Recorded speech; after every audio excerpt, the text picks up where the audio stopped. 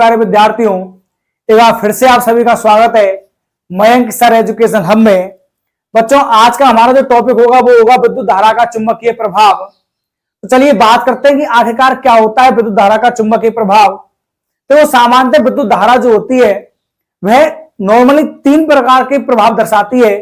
एक प्रभाव जो था हमने पढ़ा था विद्युत धारा का रासायनिक प्रभाव, जो हम कक्षा 8 में पढ़ के आए हैं।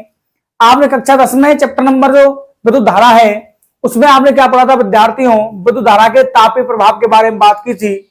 और यहां हम बात कर रहे हैं विद्युत धारा के चुंबकीय प्रभाव के बारे में, अर्थात क्या विद्युत धारा चुंबकीय प्रभाव दर्शाती है या नहीं। तो इस बात को बताने के लिए सबसे पहले एक वैज्ञानिक हुए थे डेनमार्क के, जिनका नाम था हैंस क्रिश्चियन ओरस्टेड। और बच्चों, इस हैंस क्रिश्चियन ओरस्टेड ने क्या किया, एक प्रयोग किया। अब मैं आपको एक डायग्राम के माध्यम से इस चीज को समझाने का प्रयास करता हूं।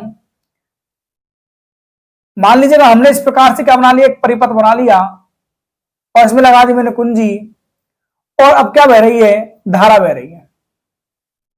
ये ले लिया एक चालक तार, मान लिया मैंने इस प्रकार से, ठीक है। अब यदि मैं बात करूं बच्चों कि ये क्या ले लिया आपने, दिक्सूचक। इसका नाम क्या है, पहली बात तो आपको इसको पता होना चाहिए, इसका नाम होता है बच्चों दिक्सूचक, या इसे हम सामान्य छोटे चुंबक के नाम से भी जानते हैं। अब ये दिक्सूचक जो है, आपने जैसे क्या कहा, छोटा चुंबक कहा, इसमें एक सुई लगी हुई है और यह सुई कैसी सुई है, चुंबकीय सुई है। मतलब क्या हुआ कि जैसे ही यह किसी चुंबकीय क्षेत्र के या चुंबक के प्रभाव में आएगी तो इसकी अवस्था में क्या होगा, परिवर्तन। मतलब या तो ये इधर घूम जाएगी या इधर क्या हो जाएगी, विक्षेपित हो जाएगी। घूमने को अपने यहां पर विक्षेपित शब्द से संबंधित कर रहे हैं। अब समझना विद्यार्थियों, मैं आपको इस हैंस क्रिश्चियन ओरस्टेड के पूरे प्रेक्षण समझाऊंगा। हमारी कक्षा 10 में तो वो नहीं है, लेकिन आपको शुरुआत में ही आपको पता चल जाएगा। यदि आपने वो चीज समझ ली तो आपको प्रयोग नहीं याद करना, मैं पहले बता रहा हूं।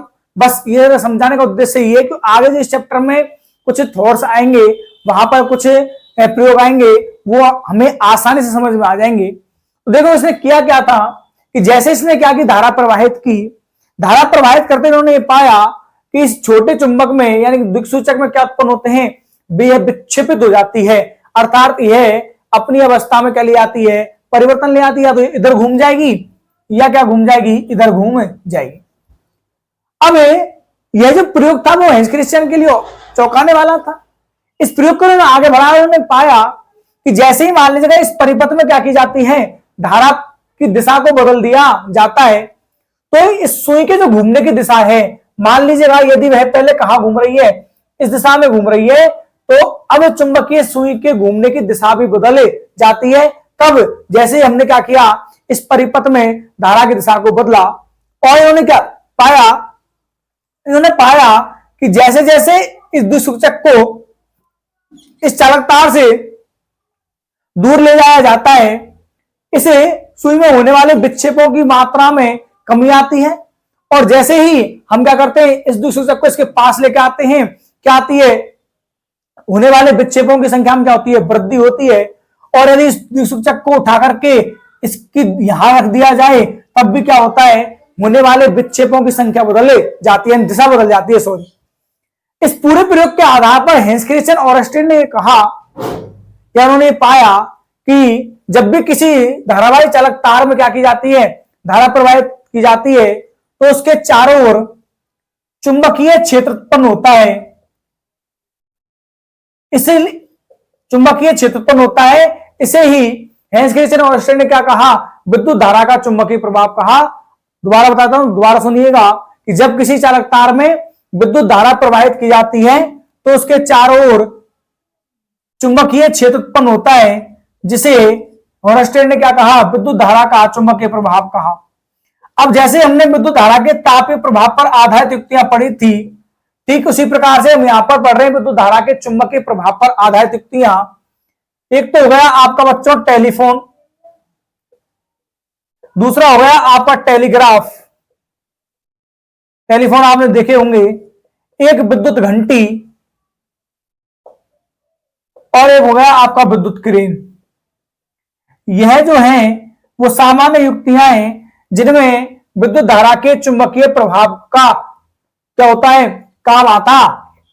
अब हम बात करते हैं, आपके दिमाग में यहां पर आपने विद्युत धारा का चुंबकीय प्रभाव समझा, अब आपके दिमाग में फिर क्वेश्चन उत्पन्न होता है कि सर चुंबक क्या होती है। तो अगला हमारा टॉपिक ही क्या है, चुंबक। तो चलिए बात करते हैं अगले टॉपिक पर। अब हम बात करते हैं कि चुंबक के बारे में, चुंबक क्या है।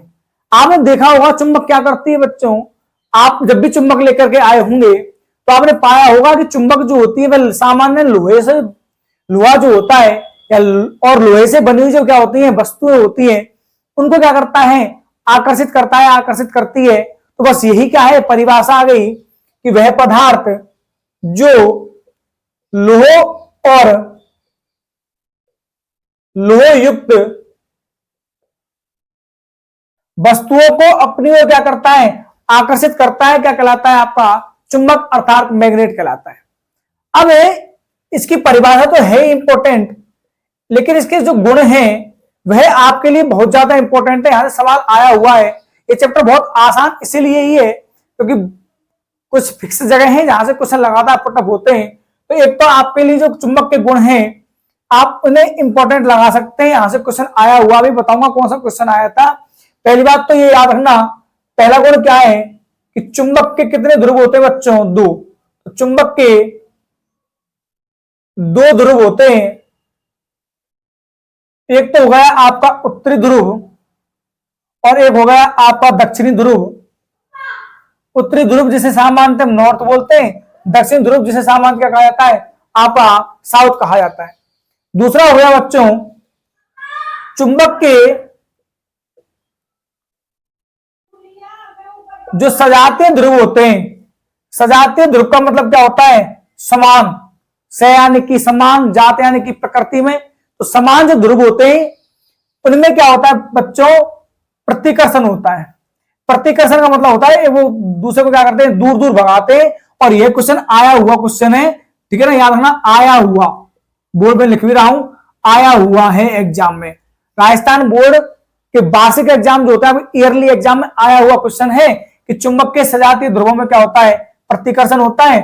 और आप यहां पर कह सकते हैं कि जो चुंबक के विजातीय ध्रुव होते हैं, ये नाम मैंने ये इसलिए लिखा है क्योंकि मैं चाहूं तो यहां समान में शब्द यूज कर सकता हूं, लेकिन मैं सजातीय शब्द यूज इसलिए किया, जो बुक होती है हमारी एनसीईआरटी, वो एनसीईआरटी आपके सजातीय ही शब्द का उपयोग करती है। तो जो सामान्य क्वेश्चन इसी नाम से आ जाता है, सजातीय से, इसलिए फिर आप वहां कंफ्यूज होते रहेंगे सजातीय का मतलब क्या होता है। इसलिए मैंने लिखा सजातीय ध्रुव, समान शब्द तो हमारा नॉर्मल हो ही जाता है। और दूसरा हो गया आपका विजातीय। तो चुंबक के जो विजातीय ध्रुव होते हैं, इन विजातीय ध्रुवों में क्या होता है बच्चों, आकर्षण होता है। और सबसे ज्यादा कंफ्यूजिंग सिस्टम भी यही है, हम कंफ्यूज हो जाते हैं कि विजातीय आकर्षण करता है, सजातीय आकर्षण करता है। इसको याद करने का मैं एक छोटा फॉर्मूला बताता हूं शुरू से ही, कि मान लीजिएगा आपके मोहल्ले में क्या है, मोहल्ले में आपके क्या एक कुत्ता है, और जैसे ही दूसरे मोहल्ले से डीएम मतलब दूसरे मोहल्ले से क्या आ गया, एक और कुत्ता आ गया, यानी ये D1 था, ये क्या हो गया D2, दूसरा कुत्ता आ गया। तो आपका जो कुत्ता था जो आपके मोहल्ले में रहता है, वो दूसरे वाले कुत्ते पर क्या करेगा, भौंकेगा। और क्यों भौंका, क्योंकि वो खुद भी कुत्ता है और वो सामने वाला जो आया वो भी क्या है, कुत्ता है। और कुत्ता कुत्ते को देख करके भौंकता है, क्यों, क्योंकि दोनों की प्रकृति कैसी है, समान। और वो भौंककर बताना क्या चाहता है, वह भौंककर ये बताना चाहता है कि भैया तू मेरे कहां से, यहां से दूर भग जा। मतलब समान समान में क्या होता है, हमेशा प्रतिकर्षण होता है, और असमान में क्या होता है बच्चों, आकर्षण। अगला है कि यदि हम चुंबक को क्या करें, स्वतंत्रता पूर्वक लटकाएं, तो चुंबक को स्वतंत्रता पूर्वक लटकाने पर, स्वतंत्रता पूर्वक लटकाने पर यह उत्तर दक्षिण दिशा में रुकती है, ठहरती है। उत्तर दक्षिण दिशा में ठहरती है या रुक जाती है। मतलब मान लीजिएगा ये कोई चुंबक है और यदि आपने इसको पास से धागे से पकड़कर लटका दिया तो आप पाएंगे कि ऑटोमेटिक कौन सी दिशा में रुक गई है, उत्तर दक्षिण दिशा में। मतलब यह आपको उत्तर दक्षिण दिशा को क्या कर रही है, प्रदर्शित कर रही है। तो यह थी हमारी आज की क्लास। जहां पर हमने पढ़ा कि विद्युत धारा का चुंबकीय प्रभाव क्या होता है और चुंबक क्या होती है। और मैंने आपको शुरू में हेंस क्रिस्टियन ओयरस्टेड का प्रयोग बताया था कि दूर जाने पर क्या होता है, विक्षेपों की मात्रा में क्या आती है, कमी आती है। अब क्यों आती है तो आप भी जान रहे हैं कि कोई भी चीज है हमसे दूर है, जैसे मैंने कहा डीजे की जो आवाज है वह दूर जाने पर कम होती चली जाती है। क्यों? क्योंकि प्रबलता है उस डीजे की ध्वनि की वह दूरी बढ़ने के साथ साथ कैसी होती जा रही है बच्चों, कम होती जा रही है। ऐसा ही सिस्टम किसके साथ हो रहा था, चुंबकीय प्रभाव के साथ भी, चुंबकीय क्षेत्र के संग भी हो रहा था। आप किसी वस्तु से जितनी दूर जाएंगे उसका प्रभाव उतना ही क्या होता चला जाएगा, कम होता हुआ चला जाएगा। और ये चीज आपको याद भी रखनी है, काम आएंगे हमारे आगे। तो कल हम बात करेंगे चुंबकीय बल रेखाओं के बारे में और उनके कुछ गुणों के बारे में, और आगे कुछ प्रयोग दिए गए हैं, उन प्रयोगों को भी हमें पढ़ना है। आप इसी प्रकार से पढ़ते रहिए, हंसते रहिए, मुस्कुराते रहिए, अपना ख्याल रखिए, घर वालों का ख्याल रखिए। नमस्कार, जय हिंद।